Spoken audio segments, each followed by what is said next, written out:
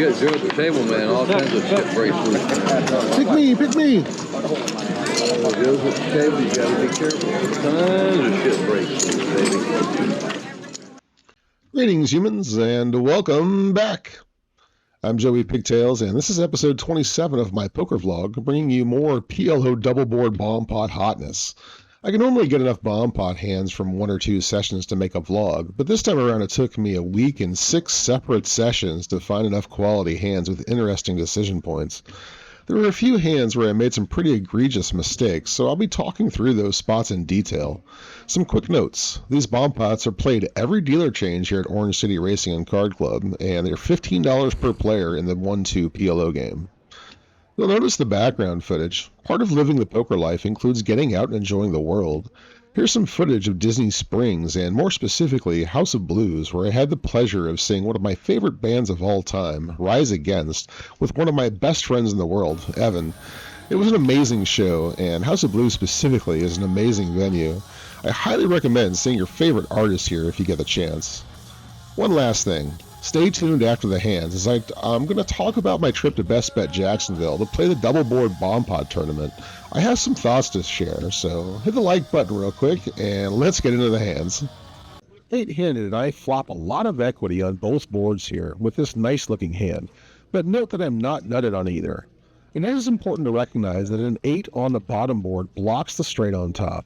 Yackers are a thing in bomb pots.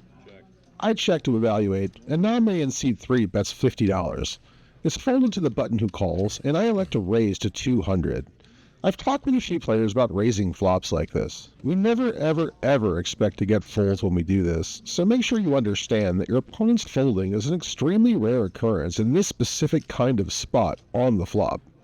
Name calls, then the button goes all in for 245, and we both call, leaving me about 200 behind and Name covering. The turns are king on top and another jack on bottom, and it's going to be really hard to be behind on both boards here, so I jam and get called, and we both go to the rivers of an 8 on top and an ace on the bottom. Naomi has jack 8 on bottom for a bigger boat, but luckily my set is good at. You'll notice this hand isn't all that great, and it leads to compounding of the 2 most common mistakes you'll see in bomb pots. With flops of 7-3-9 rainbow and 5-5-3-2 spades, I flop trips on one board and a gut shot to a non-nut straight on top. An early position player jams for 100 and it's folded to me. The remaining players look disinterested, so I make the call and the others fold. Calling in this spot is a huge mistake. Do you know the 2 primary reasons why? Number 1 is a lack of multi-way action, and number 2 is having a non-nutted hand on one board and little equity on the other. When looking at the strength of my hand, it's highly likely I'm dominated on the trip 5s board, and with barely a dream of hitting the top board, well, this is just a bad spot to stick money in. We can argue for continuing if everyone and their grandmother has called, or if the all-in player had a much deeper stack, but even then, this is still a fold. The boards run out with a 2 and a king on top, giving me bottom pair there, and a 4 and a 9 on bottom, giving me a boat, and even though I improved on the bottom, my opponent did have the other 5, had me dominated on that board to start with, and improved on the river to a bigger boat to scoop this entire pot. 9 beats mine. I'm on the button and flop a mirror on one board, but nothing on the other. Here's another example of having equity on only one board, so don't lose your mind here if you see a bunch of action in front of you. When check to, I check back, but a bet here can take this down a lot of the time, as we'd expect a 10 to lead here. We see turns with a 5 on top and a 9 on bottom, and now there's a potential straight on my board, but remember, 2 of the 10s are gone. Blockers are important. When check to, I take the passive line once again, but a bet here would probably take it down, so mark this as missed opportunity number 2. The rivers are an 8 on top, giving me a straight, and a 3 on bottom. When check to again, I bet $50 expecting to just win this without a showdown. But the player in seat 1 only had $30 left and called off with a worse hand on both boards, and I managed to squeak out a little bit more value by checking 2 straights. Buckle up, big hand alert. I've got some pretty good looking kings, and we're off to flops of Jack 4 King Rainbow and 7-6-4-2 spades. Well, hello gorgeous. This is a classic pull spot where we want to keep everyone in, so I bet $50, which sees 4 calls. Oh yeah. The turns are a What the hell, man? A queen on top? At least I see the 5 of spades on bottom, giving me number 2 there, and with 3 spades in hand, it's unlikely anyone else has the nut flush. I check, there's a bet of 225, I jam for less, and I go ahead and jam, which is a snap call. The player in seat 4 has ace-10 of spades for the nuts on both boards, and he also had another spade in his hand, so this is the ugly side of variance, rearing its ugly head once again. I needed a boat up on top to get half the pot back, but brick out and need to rebuy. Here's another decent-looking starting hand. I flop top pair and the nut flush draw on top, but not much else. It's checked to the player on my right, who's all in for 57, and I go ahead and make the call, having a nut flush draw, but we can argue for just folding in this spot too, as we try and remember those 2 mistakes we made earlier. Thankfully, 2 other players call as well, so one of those mistakes is avoided. With the turns of the 5 of clubs on top and the king of diamonds on bottom, I pick up some equity on the bottom board now, but this isn't a strong hand, having shared outs on each board. The turns are checked through, though, and we see a magical diamond on top, giving me the nuts there, and a brick onto the bottom. I bet $100 into 330, hoping to get more calls, but they both fold, and I chop this up with the all-in player. Here's a situation where blockers on each board come in really handy for assessing hand strength. I flop middle set on Jack 9-6 rainbow on top, and not much else on bottom. It's going to be hard for anyone to have the last combo of Jack-Jack since there's a Jack on the other board, so I'm likely nutted on top, but we can't be certain yet. I'm in an early position with equity on one board, so I check and it's checked around. We see a clean turn on top and a flush comes in on the bottom. I elect to check here, but I think a small bet would be good to entice multiple calls, especially from multiple made flushes. The button bets 75, and I'm the only caller, which really sucks.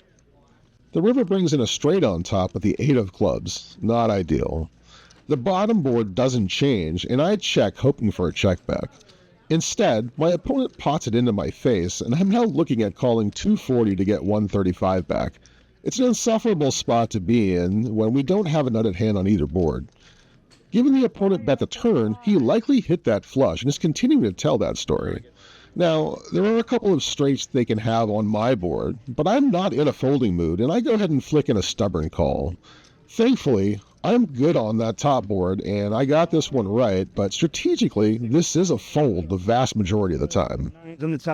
I love these rundown hands. They play so well. This time around, we flop some really interesting combo draws on 7-4 Queen 2 diamonds and 7 Jack 5 2 hearts. I don't, however, have a made hand yet, and would like to evaluate some turn cards before getting a bunch of money in. Harry on the button has other ideas, however, and fires $100 out when we check to him on the button. There's one call before it's on me closing action. This is a clear continue, although I contemplated raising for a bit before making the call. Turns are the 6 of hearts on top, giving me a pair and a wrap up there while blocking the flush on bottom, and the 9 of spades on bottom giving me the nut straight there. I go ahead and jam for 410 when checked to, and Harry says, "I'll protect you, Joe," and immediately calls. Well then. My other opponent also eventually makes the call here for less. And we're off to the rivers, the 5 of clubs on top giving me the nut straight there, and the 7 of clubs on bottom pairing the board. Thankfully, neither of my opponents had a boat on bottom. They were both on hard draws that bricked, and they both also had 2 pair plus on top that missed, so I ended up scooping this spot. Aw, yeah. Here's another ugly hand that we don't usually expect to do well, but it's a bomb pot, so anything is possible, right? With boards of 5-4-7 2 hearts and 9-5-5 rainbow, all the 5s are gone. I bet $50 when checked to in late position, as I figured better would have already bet, and I should be able to win this right here. However, the button calls, as does the player in seat 5. The turns give me a straight on top, and the 8 on bottom is a good card for me since there is one of those on top too. It's checked to me, and I continue for $100, still hoping to take this down right now. The player on my left folds, and the player on my right calls off for less. The rivers are the 4 clubs on top giving me a boat, and the 9 of spades on bottom. That's not a good card. My opponent had a 9 to hit higher trips on that board, but I'm good for the other one and take half of this pot down. If you guys enjoy the Bomb Pod content, make sure to sub and hit the like button. Help me grow. So I ventured out on Wednesday to Best Bet Jacksonville and played the $300 round and round double board bomb pot event. I thought it started at 3 o'clock for some reason, but it actually started at noon when I left Orlando, so I bought in around level 5 and got my hands dirty. There were over 150 entries for this event, far more than I expected. I ended up getting knocked out around 30th place. Only 19 got paid, so I'm just short of the money. I found the Hold'em rounds of this event to be quite interesting. The ability to overbet on any straight and the dynamics of it being really hard to make a pair tend to see a lot of the Hold'em pots get taken down with single bets and little resistance.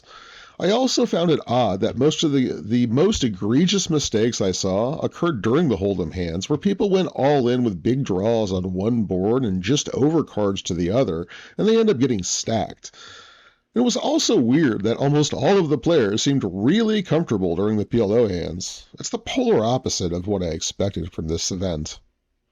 Overall, I had a great time, and I'm looking forward to getting back up to Best Bet for more cash sessions and tournaments.